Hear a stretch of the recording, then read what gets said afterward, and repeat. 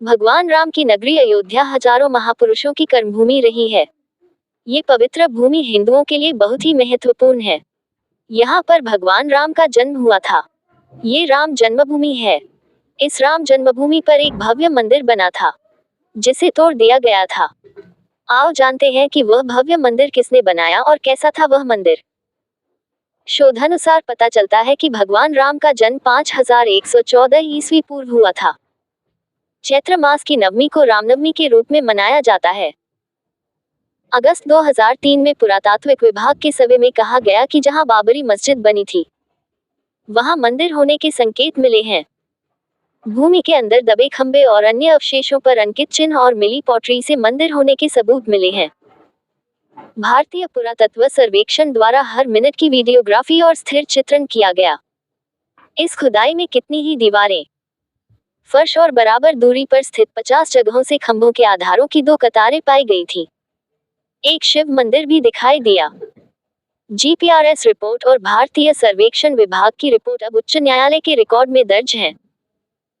30 सितंबर 2010 को इलाहाबाद उच्च न्यायालय की लखनऊ खंडपीठ ने विवादित ढांचे के संबंध में ऐतिहासिक निर्णय सुनाया।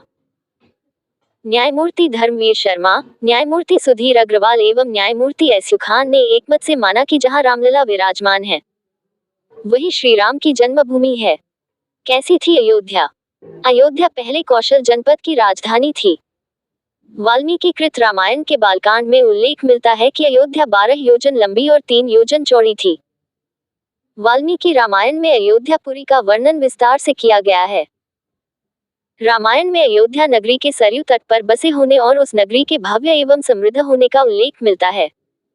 वहां चौड़ी सड़कें और भव्य महल थे, बगीचे और आम के बाग थे और साथ ही चौराहों पर लगने वाले बड़े बड़े स्तंभ थे। हर व्यक्ति का घर राजमहल जैसा था। यह महापुरी 12 योजन 96 मील चौड़ी थी। इस नगरी में सुंदर, लंबी और चौड़ी सड़कें थीं। इंद्र की अमरावती की तरह महाराज दशरथ ने उस पुरी को सजाया था। क्या था जन्मभूमि का हाल? कहते हैं कि भगवान श्री राम के जल समाधि लेने के पश्चात अयोध्या कुछ काल के लिए उजाड़ सी हो गई थी, लेकिन उनकी जन्मभूमि पर बना महल वैसे का वैसा ही था। भगवान श्री राम के पुत्र कुश ने एक बार पुनः राजधानी अयोध्या का पुनर्निर्माण कराया। इस निर्माण के बाद सूर्यवंश की अगली 44 पीढ़ियों तक इसका अस्तित्व आखिरी राजा महाराजा बृहदबल तक अपने चरम पर रहा। कौशलराज बृहदबल की मृत्यु महाभारत युद्ध में अभिमन्यु के हाथों हुई थी। महाभारत के युद्ध के बाद अयोध्या उजाड़ सी हो गई, मगर श्री राम जन्मभूमि का अस्तित्व फिर भी बना रहा। किसने बनाया भव्य मंदिर? इसके बाद यह उल्लेख मिलता है कि ईसा के लगभग 100 वर्ष पूर्व उज्जैन के चक्रवर्ती सम्राट विक्रमादित्य एक दिन आखेट करते करते अयोध्या पहुंच गए।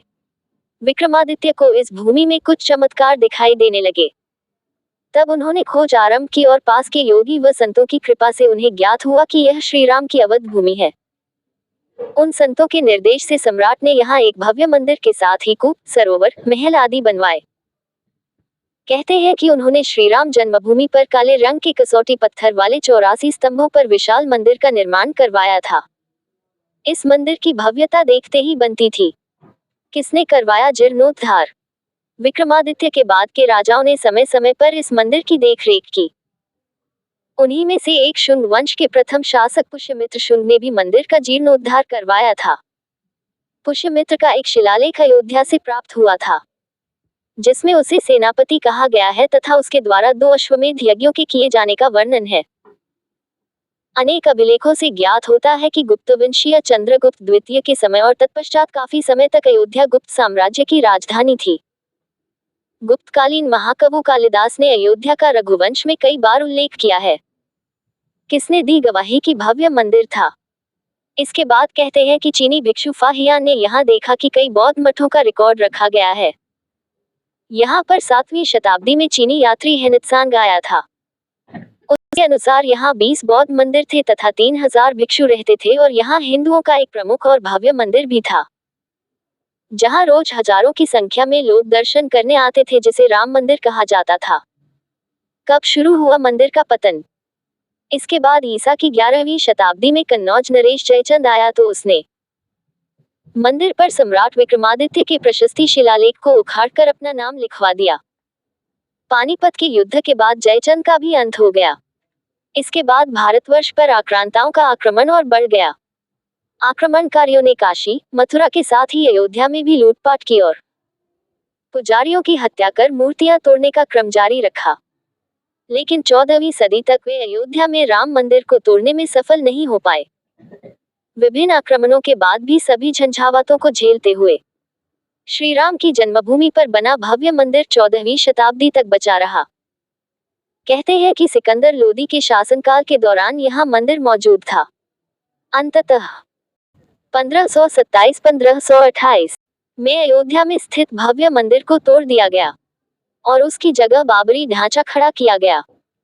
कहते हैं कि मुगल साम्राज्य के संस्थापक बाबर के एक सेनापति ने बिहार अभियान के समय अयोध्या में श्री राम के जन्मस्थान पर स्थित प्राचीन और भव्य मंदिर को तोड़कर एक मस्जिद बनवाई थी, जो 1992 तक विद्यमान रही। बाबरनामा के अनुसार 1528 में अयोध्या पड़ाव के दौरान बाबर ने मस्जिद निर्माण का आदेश दिया था।